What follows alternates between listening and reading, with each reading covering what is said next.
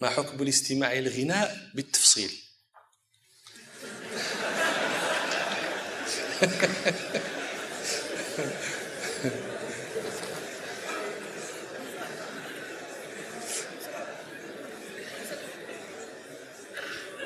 هذا بالتفصيل. شحال دابا في الساعة؟ 11:30. نبقاو حتى 4 الصباح تسمع التفصيل. طبعا لعله يقصد بالغناء الموسيقى. الموسيقى كان الشيخ محمد الأمين الشنقيطي رحمة الله عليه المالكي المشهور المفسر، عندما يقول المعازف يقول المعازف قبحها الله، بحال يتكلم على شيء إنسان. وكذلك نقول، وقد ذهب إلى إجازتها